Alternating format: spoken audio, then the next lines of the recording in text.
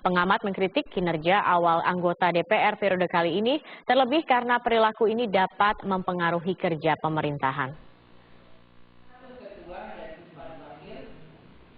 Hingga saat ini dualisme kepemimpinan DPR masih terus terjadi. Akibatnya sejumlah tugas juga belum berjalan optimal.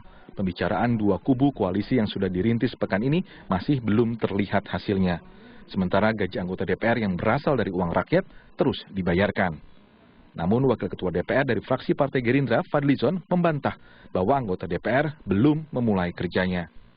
Saya kira tidak ya. Hampir tiap hari kita kerja, ada mulai dari tamu-tamu dan sebagainya. Kalau yang dimaksud kerja itu apa? DPR. Kerjanya adalah melakukan legislasi, kontrol terhadap pemerintah, kemudian kita juga budgeting, ya. Itu sebagian itu sudah kita lakukan, termasuk pemerintahan. Jadi tidak benar kalau makan gaji. Kalau ada yang merasa makan gaji buta, seperti saudara Bubuk, kembalikan saja gajinya. Itu aja sederhana. Jadi dikembalikan aja gajinya. Kalau saya gaji saya 3 bulan, saya serahkan untuk beasiswa memang. Itu niat saya, nazar saya. Berbeda dengan DPR, pimpinan dan anggota DPD sudah mulai bekerja.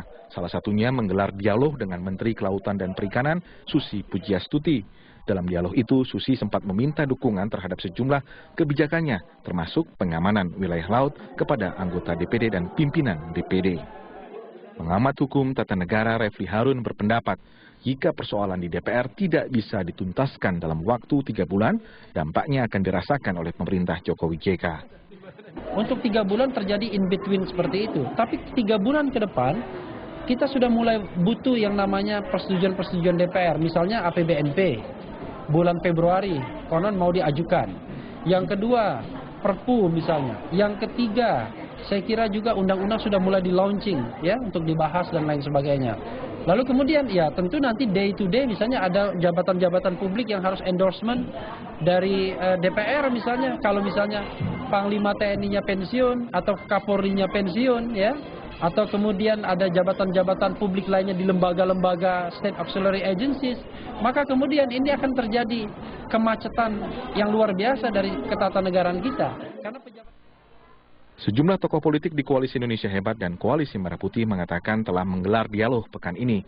Namun tanda-tanda bahwa ketegangan di lembaga itu mereda masih belum terlihat. Tim Liputan Metro TV.